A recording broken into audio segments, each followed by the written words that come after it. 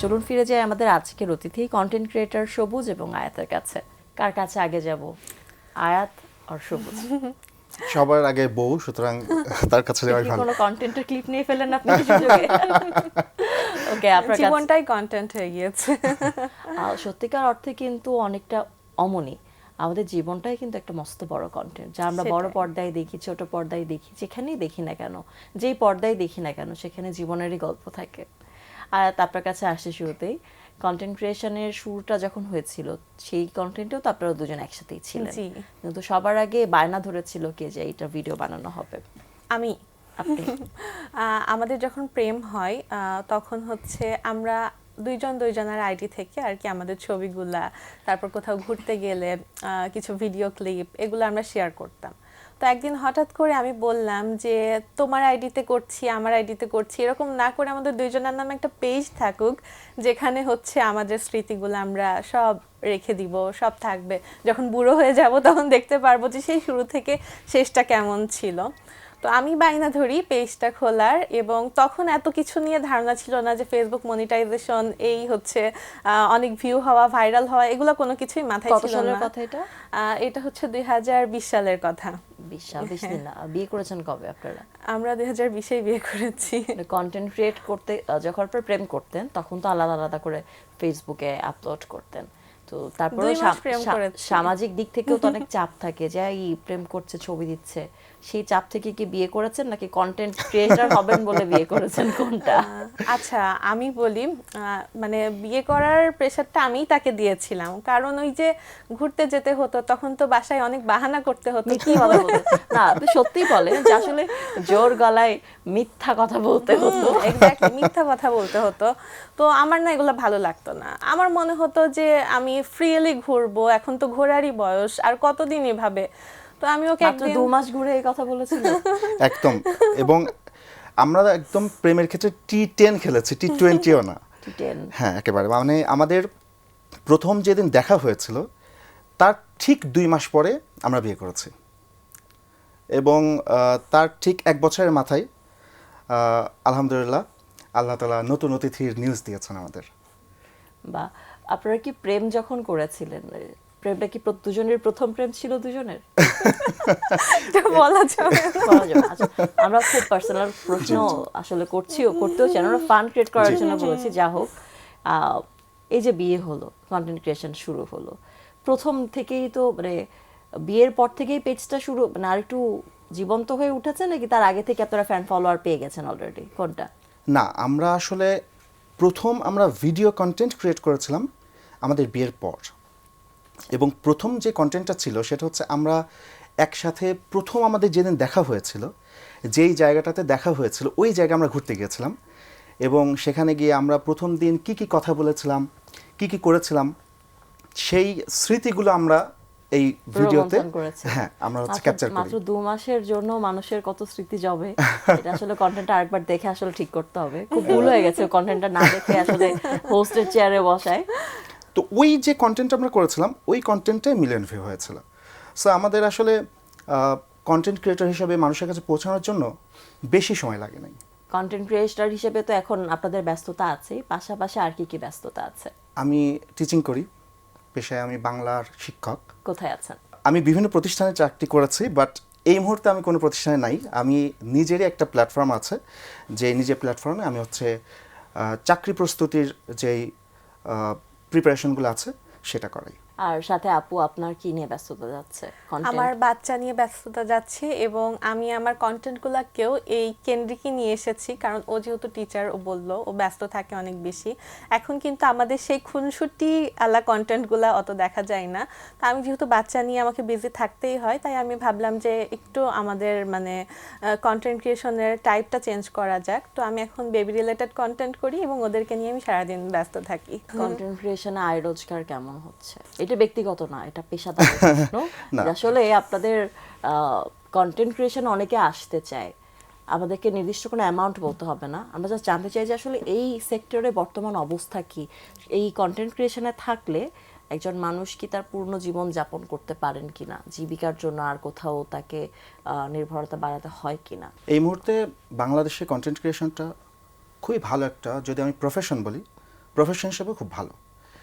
এবং অন্য যে কোনো প্রফেশনে টাকা ইনকাম করাটা যতটা কঠিন বা ভালো হ্যান্ডসাম মানি আর্ন করাটা যতটা কঠিন, কন্টেন্ট ক্রিয়েশনে সেটা কিন্তু না, সেটা অনেক সহজ। যেই পরিমাণ টাকা এখান থেকে আর্ন করা যায়, এটা আমার কাছে মনে হয় বেশ হ্যান্ডসাম এবং ভালো লাইফ লিড করার জন্য এখন এটা আমার মনে হয় যে ভালো একটা প্রফেশন হতে পারে। আপনার কি মনে হয়? আমার কাছেও এটা মনে হয়, তবে আমি সবসময় বিশ্বাস করি যে অনলাইন কেন্দ্রিক যেই পেশাটা বা ফেসবুক আউটসোর্সিং যেটাই হোক না কেন, সেগুলোর উপর পুরোপুরি নির্ভর না করে আমাদের ফিজিক্যালিও ফিক্সড কিছু একটা করা দরকার বা কিছু একটা মেন্টাল কি বলে সাপোর্ট রাখা দরকার। শুধুমাত্র ফেসবুকের উপর ডিপেন্ড করে থাকা আমার কাছে মনে হয় না যে ভালো হবে। এই জন্য আপনারা কি করতে চান এই মুহূর্তে সোশ্যাল প্ল্যাটফর্মে কাজের বাইরে? আর কোন দিকে আপনাদের মন আছে বা কোন দিকে থিতু হওয়ার ইচ্ছে আছে? আমি বিজনেস করতাম, সবুজায়াত কালেকশনস ছিল আমাদের, কিন্তু আমার বেবি হওয়ার পর ব্যবসাটা আমাকে বন্ধ করে দিতে হয়। তো আমার ইচ্ছা আছে আবারও সেটা শুরু করার, যদিও সেটা অনলাইন কেন্দ্রিক, তবে আমি একটা চিন্তা করেছি যে আমি শপ নিব এবং ফিজিক্যালি সেটাকে শুরু করার প্রস্তুতি আমরা কিন্তু গ্রহণ করব। কখনোই ফুল টাইম কন্টেন্ট ক্রিয়েটর ছিলাম না। আমি সবসময় একটা পেশায় যুক্ত ছিলাম, সেও বিজনেস করতো। এখন তার বিজনেসটা অফ আছে, বাট আশা করছি খুব শর্ট টাইমে শুরু করব। বিজনেসের নামও সবুজায়াত। এটা কি- সবুজায়াত কালেকশনস। এটা কি আসলে বিয়ের পরে করা হয়েছে? হ্যাঁ, বিয়ের পরে করা হয়েছে। আচ্ছা, যেটি বলছিলেন সব সময় কোনো না কোনো কাজের সাথে আপনারা ছিলেন। হ্যাঁ, তো আমাদের কাছে মনে হয় যে আসলে অনলাইন প্ল্যাটফর্মটা কিন্তু সবসময় আনসার্টেন একটা ব্যাপার। হ্যাঁ, একজন একটা ফেসবুক পেজ খুললো, সেই পেজ সবসময় সাস্টেন করবে কিনা, সেই পেজ থেকে সবসময় একটা স্টেবল মানি সে আর্ন করতে পারবে কিনা, এটা খুবই আনসার্টেন। তো সেই কারণে আমার কাছেও মনে হয় যে কন্টেন্ট ক্রিয়েশন যদি কেউ করেও, পাশাপাশি তার ফিজিক্যাল কিছু একটা ইনকাম সোর্স থাকা উচিত, পেশাগতভাবে কিছু একটা করা উচিত। আর একটা বিষয় হচ্ছে যে যদিও কন্টেন্ট ক্রিয়েশন এটাও একটা এখন পরিচয়, কন্টেন্ট ক্রিয়েটর হিসেবে পরিচয় দেওয়া যায়, বাট আমরা আসলে ফিল করেছি কি যে আমাদের বাচ্চারা যখন বড় হবে, বাচ্চাদের কিন্তু বাবা কি করেন এটা বলতে পারাটা কিন্তু একটা গুরুত্বপূর্ণ বিষয়। বাবা কন্টেন্ট ক্রিয়েট করে, এটা আমার কাছে মনে হয়, আমাদের কাছে পার্সোনালি মনে হয় যেটা সামাজিকভাবে অতটা হচ্ছে গ্রহণযোগ্য পেশা নয় এখনো। তো সেই জায়গা থেকে আমরা চেয়েছি যে আমরা কিছু একটা করি যার ফলে আমাদের বাচ্চারা যেন বিব্রত না হয় কখনো। এবারে একটু বলবেন যে কন্টেন্ট ক্রিয়েট করে সোশ্যাল প্ল্যাটফর্ম থেকে বেশি আয় করা যায় নাকি কোলাবোরেশন থেকে বেশি আয় করা যায়? সোশ্যাল প্ল্যাটফর্মে তো ইনকাম অনেক ভালো, তবে আমার কাছে মনে হয় আমরা যেটা এক্সপিরিয়েন্স করি কোলাবোরেশনে ভালো ইনকামটা হয়। মানে আপনারা কোনটাতে ইনকাম করেন? আমরা কোলাবোরেশনে বেশি ইনকাম করি। মাসে কতগুলো কোলাবোরেশন করেন? আমরা কোলাবোরেশন করি তাও কতগুলো হবে, 30 দিনের মধ্যে 25 দিন আমাদের কোলাবোরেশন থাকে। মাই গড। আরেকটা প্রশ্ন, সেটা হচ্ছে আপনারা দুজন যেহেতু কন্টেন্ট ক্রিয়েট করেন, দুইজনের মধ্যে টাকাটা সমানভাবে ভাগ হয় নাকি সব টাকা আপনি নেন সব টাকা আপনি নেন? কোনটা? প্রথম কথা হচ্ছে আমাদের ব্যাংক অ্যাকাউন্ট একটা, ঠিক আছে, তো সেই অ্যাকাউন্টে সব টাকা জমা হয়। চুরি টুরি করে না তো? না, আপনি করেন না তো? না, সে তো সবকিছু এনে আমার কাছে দিয়ে দেয়, পরে ইনফ্যাক্ট আমার কাছ থেকেই নেয়। আমার পার্সোনাল যে ইনকাম সেটাও আমি পুরোটা তার কাছে দিই, তার কাছ থেকে আমি টাকা নিই। এরকম কি কখনো হয়েছে যে কন্টেন্ট খুব ভালো হয়েছে, এই কারণে মনে হয়েছে যে না আমি বেশি টাকা নিয়ে ফেলেছি, ওকে ঠকিয়ে ফেললাম, ওর জন্য একটা ভালো গিফট কিনে নিয়ে যাই, এরকমটা কি হয়? না, এরকম কিছু হয় না, কারণ আমি আসলে দুইজনের একই মনে করি যে আমার টাকা ওর, ওর টাকা আমার, সব মানে এক জায়গায় জমা থাকে, একটা তাও ভালো উনি আলমারিতেই বলেননি জমা যে থাকে। আমার টাকা আমার, ওর টাকা আমার। আচ্ছা, বর্তমান সময়ে কন্টেন্ট ক্রিয়েশনকে অনেকে পেশা হিসেবে নিয়েছে এবং বেশ ভালো আয় করছে, এটা আমরা দেখেছি। কিন্তু আমাদের কন্টেন্টগুলোর মধ্যে এমন অনেক কন্টেন্ট আছে, সকালে খাচ্ছে এটা একটা ভিডিও, দুপুরবেলা কোথাও বেরিয়েছে সেটা একটা ভিডিও, বিকেলবেলা কোনো একটা জায়গায় বাচ্চাকে নিয়ে গেছে কোনো পার্কে, সেটাও একটা ভিডিও প্রকাশ করে ফেলছে। সেক্ষেত্রে প্রাইভেসি লঙ্ঘনের একটা ব্যাপার থাকে, ব্যক্তিগত জীবনটা সবার সামনে ওপেন হয়ে যাচ্ছে, কোথায় যাচ্ছেন, কি করছেন, কি খাচ্ছেন, সবটাই মানুষ জানতে পারছে। শিক্ষিত জনগোষ্ঠীর কাছে এই ব্যাপারটা আসলে কি মেসেজ দেয়?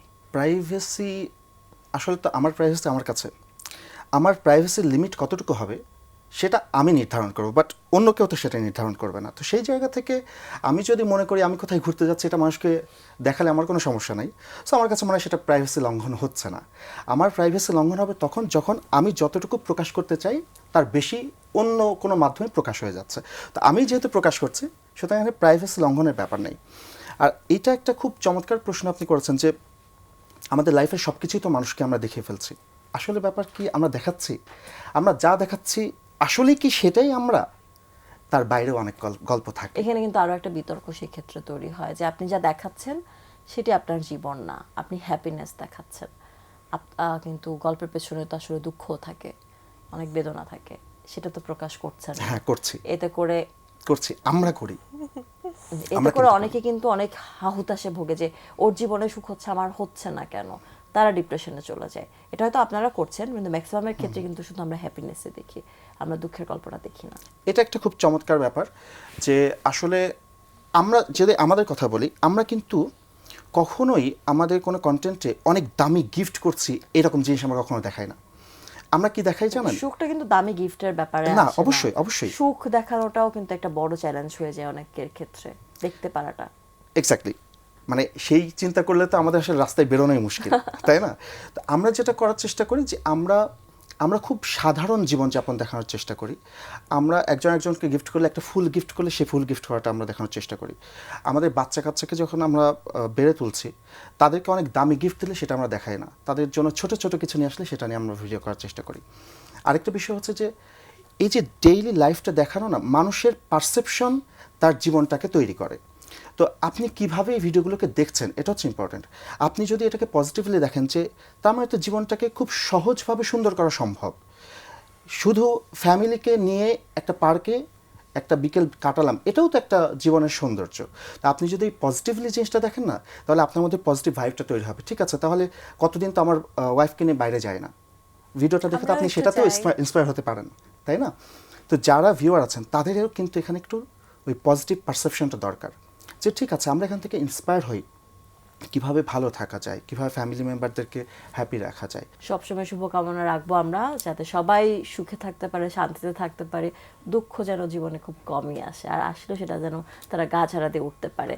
যারা নতুন কন্টেন্ট ক্রিয়েটার আছে তাদের জন্য আপনাদের কি সাজেশন থাকবে? প্রথম সাজেশন হচ্ছে এই যে নেগেটিভ কমেন্ট যেগুলো আসে সেগুলোকে অ্যাভয়েড করা।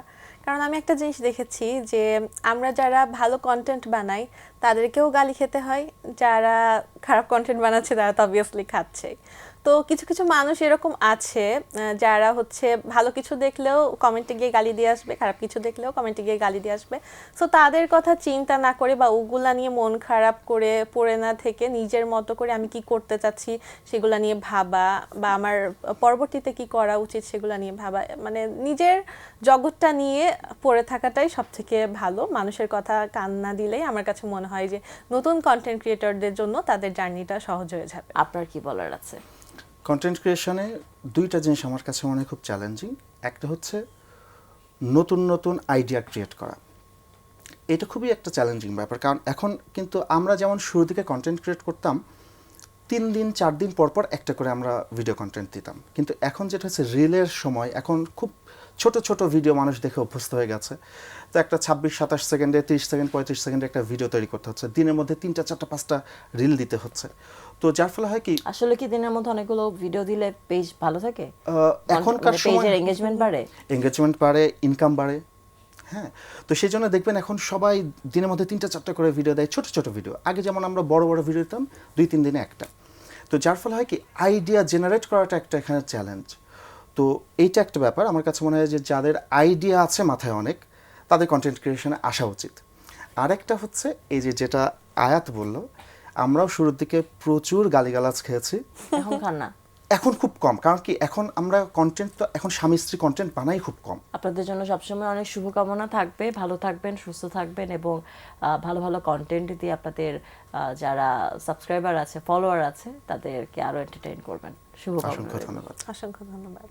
দর্শক, এতক্ষণ কথা হচ্ছিল অতিথির সঙ্গে, এবার সময় হলো বিদায় নেবার।